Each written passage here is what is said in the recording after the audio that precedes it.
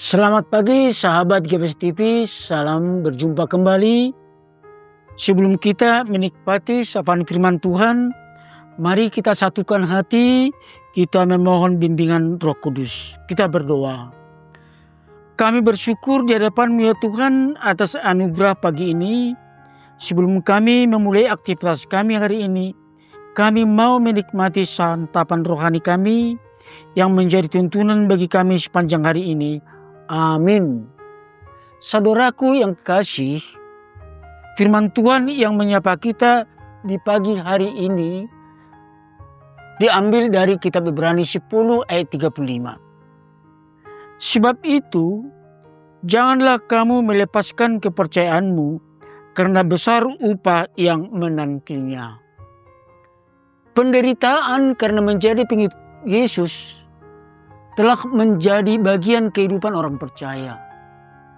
Tentang hal ini, Yesus telah memberitahukan kepada para muridnya dan orang banyak, yang tertulis dalam Markus 8 ayat 34. Lalu Yesus memanggil orang banyak dan murid-muridnya dan berkata kepada mereka, "Jika seseorang mau mengikut aku, ia harus menyangkal dirinya, memikul salib dan mengikut aku."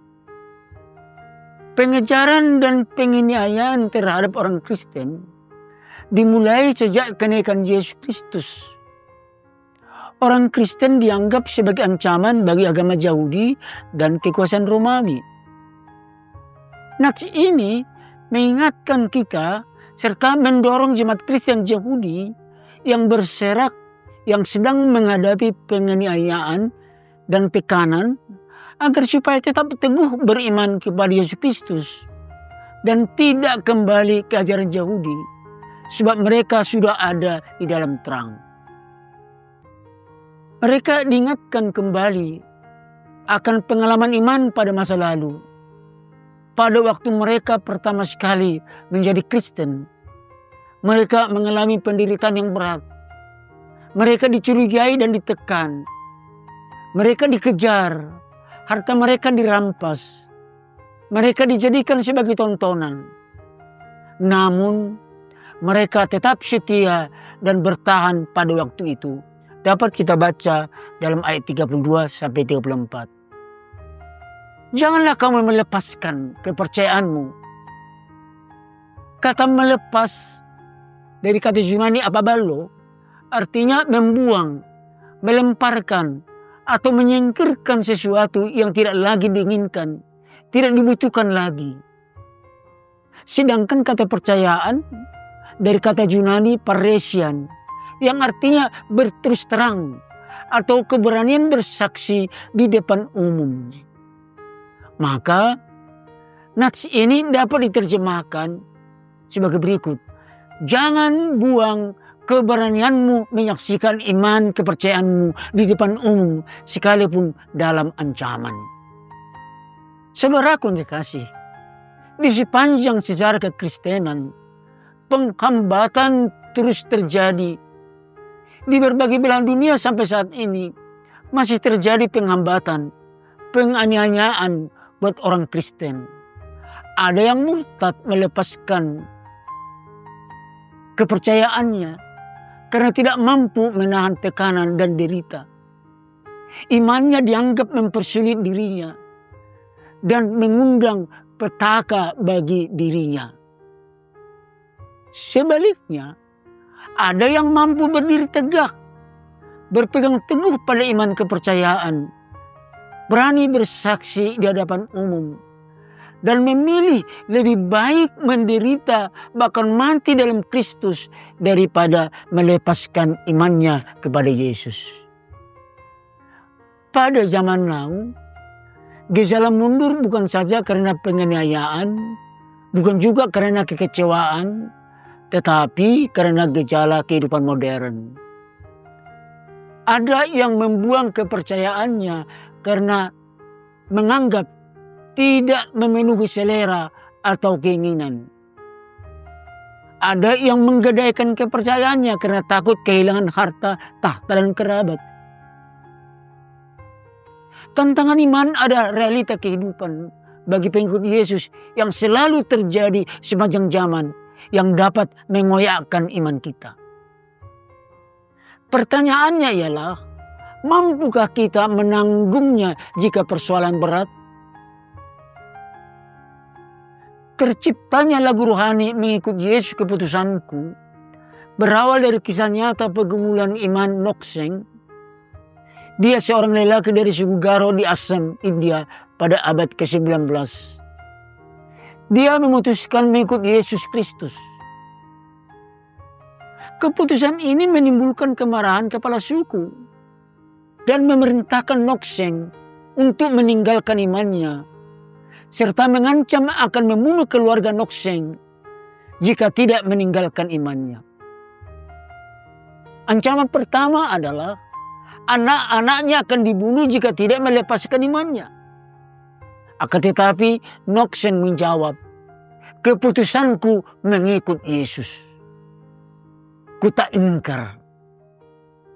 Lalu anaknya pun dibunuh oleh kepala suku. Lalu ancaman kedua adalah istrinya akan dibunuh jika tidak melepaskan imannya. Jawab Nokseng, tetap ku ikut walau sendiri. Ancaman terakhir adalah Nokseng akan dibunuh jika tidak melepaskan imannya. Jawab Nokseng, salib di depan, dunia di belakang. Lalu dia pun dibunuh.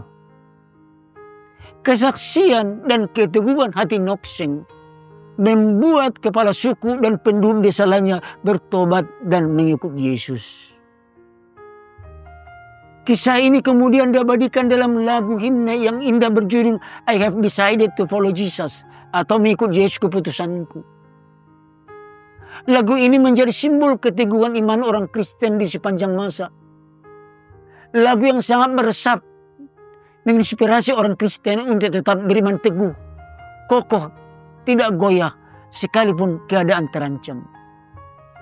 Saudaraku yang kekasih, renungan pagi ini mengajak kita agar dalam kondisi seberat apapun, segawat apapun, tetaplah berpegang teguh pada iman.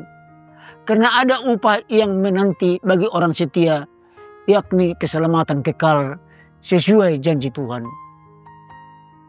Tetaplah berdoa dan membaca firman Tuhan agar memperoleh kekuatan iman. Segala ancaman tidaklah sebanding dengan upah yang dijanjikan Allah. Semua janji Allah akan digenapi bagi siapa saja yang setia dan tekun sampai akhir. Firman Tuhan berkata, jangan takut terhadap apa yang harus engkau derita.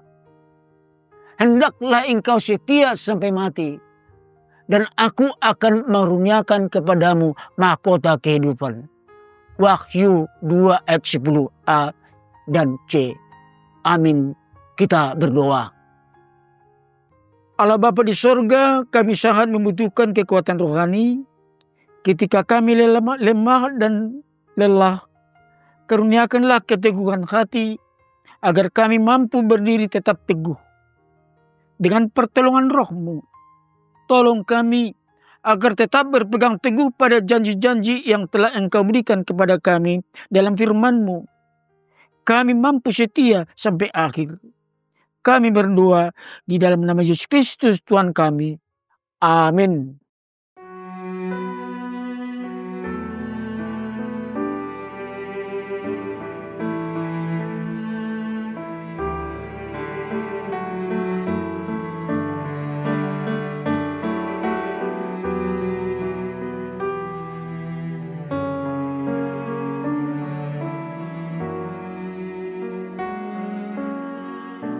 You are my hiding place.